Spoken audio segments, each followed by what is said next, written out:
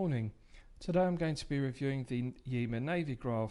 The Navygraf is available from yema.com for €749. So firstly, let's look at the leather travel pouch that the Navygraf comes in, and then I'll talk you through the other items one gets with the piece. So the leather travel pouch is protected in shipping by this white cardboard outer sleeve which one removes, and this is the leather travel pouch itself. So very aesthetically pleasing. It's made from a tan leather which is perforated. In the top left hand corner of the lid it has the Yema brand logo pressed into the leather. The stitching on the lid, around the zip and on the underside is absolutely flawless. It's a very high grade of leather travel pouch, and I think Yema deserve full credit for not using cardboard or plastic watch boxes and using this more expensive option. This is the kind of leather travel pouch one would actually use when travelling to keep the watch protected from damage. So the zip has a fabric tag which is made in the colours of the French tricolour, and that's very apt because Yema watches are indeed made in France. So one unzips the lid, and when one opens the travel pouch you can see that it's fully fabric lined to a very high standard. There's a cutout in the foam in the base with two elastic straps to keep the watch in place when it's in transit, and in the underside of the lid there are also two elasticated straps which secure the warranty card, which is made from leather. And again, I think Yema deserve full credit for doing something innovative. It's often the case that warranty cards are made from plastic, so it's a refreshing change to see a warranty card actually made from leather. Again, it's stitched to a very high standard around the perimeter, and the Yema brand logo is in gold, which is very aesthetically pleasing. It says Maison Horlogerie Française 1948, and that is referring to the fact that Yema, the brand, was founded in 1948. Originally the brand was founded in Bezel in France, and they're now based in Morteau in France. So I'm pleased to report that the Navygraf is covered by a 2-year international warranty, and as you can see looking at the reverse of the warranty card, it has the reference number of the piece, the date of purchase, and Yema have filled in their website address, yema.com. That's where normally the customer's name would go.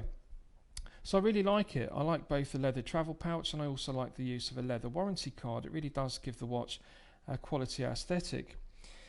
One also gets a very interesting booklet from Yema, and it has yema.com on the reverse. The booklet details the brand's history and also where the brand is now located in Morteau in France, and it talks through the achievements of the brand and their various models they've made over the years. Yema produced the first French watch in space, and in the 1960s they were one of the first brands to produce a 300-meter water-resistant dive piece, bearing in mind that in the 1960s the Rolex Submariner only had a 200-meter water resistance in comparison. So that was a very impressive achievement to produce a 300-meter water-resistant watch back in the 1960s. So the Superman is similar to the Navygraf in that it shares the same 39mm case. The other notable achievement of Yema is they were the authorised producer of military-issued pieces to the French Air Force in the 1970s. So they have a very rich, interesting history and provenance behind the brands. They really have that military pedigree of the French Air Force pilots using their watches. So with regards to the Navygraf, originally the Navygraf was produced in the 1970s.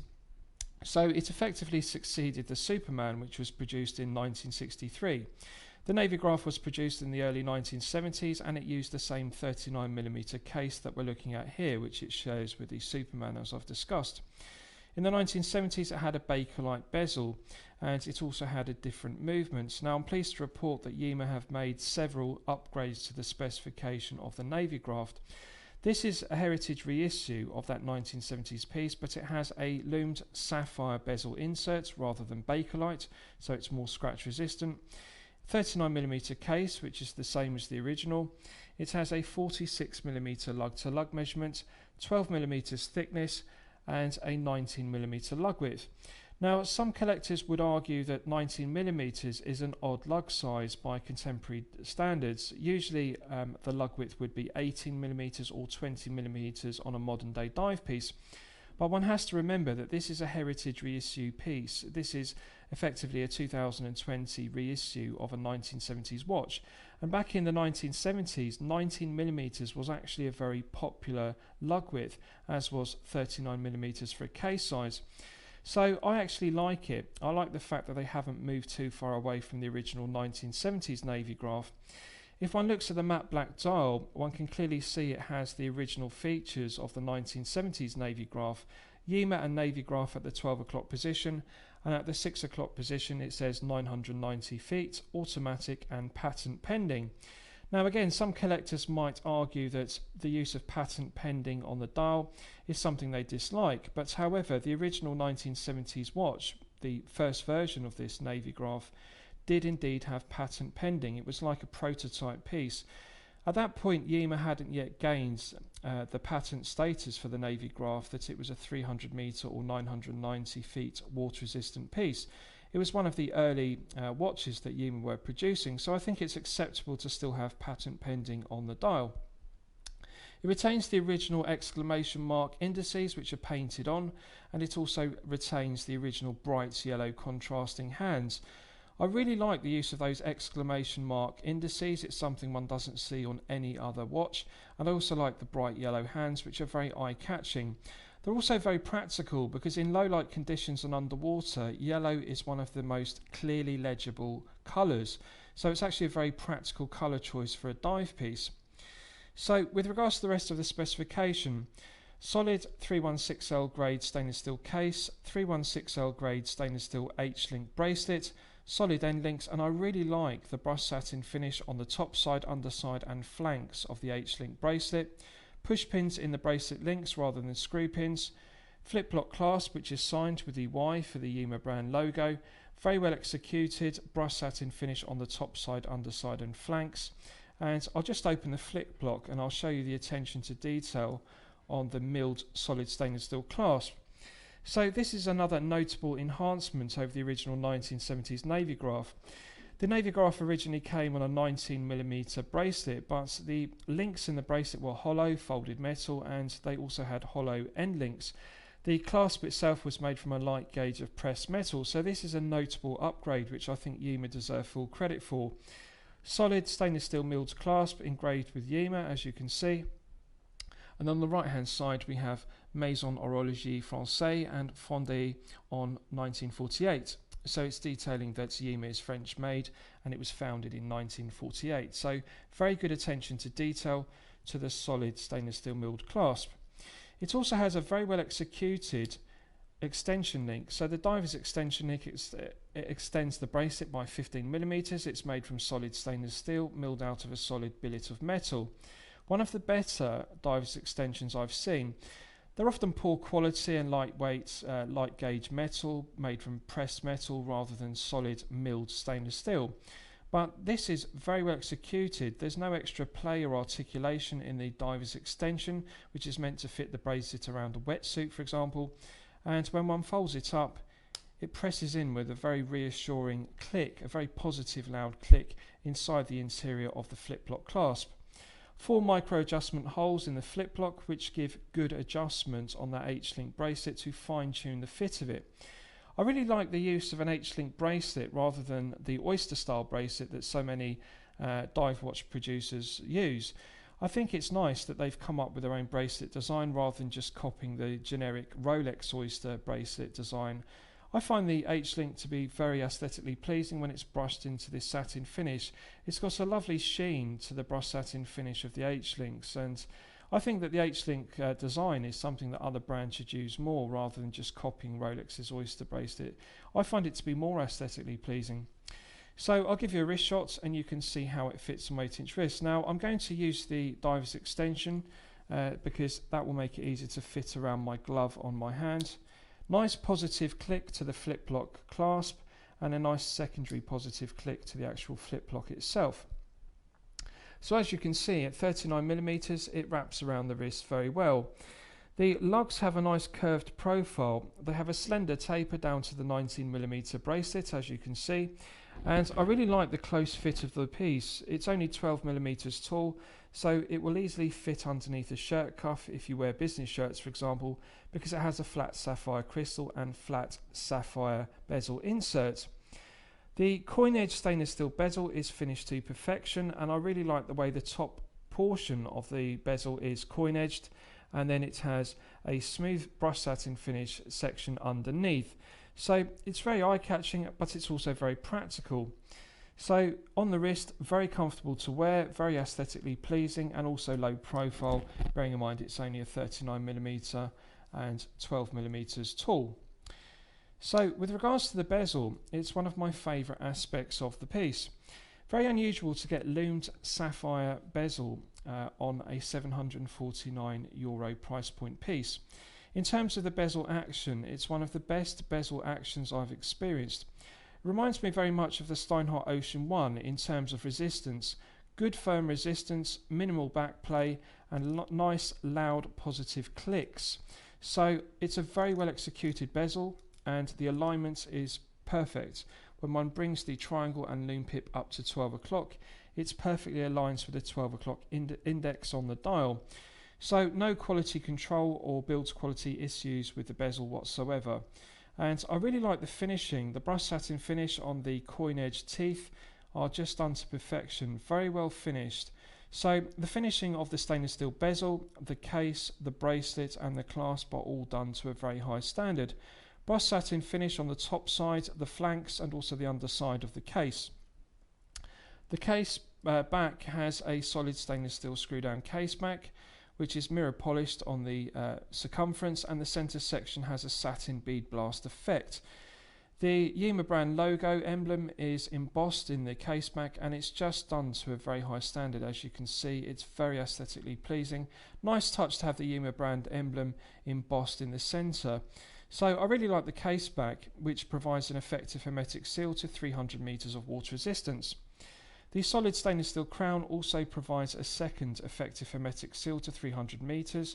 It's solid stainless steel, signed with the Yema Y brand logo and coin edge finish. In terms of the execution of the crown, it's one of the best crown actions I've experienced. Really is like Rolex quality. When one unscrews the crown and screws it back in on the crown tube, it's silky smooth. There's an outstanding pickup between the internal thread of the solid stainless steel crown and the external thread of the stainless steel crown tube itself.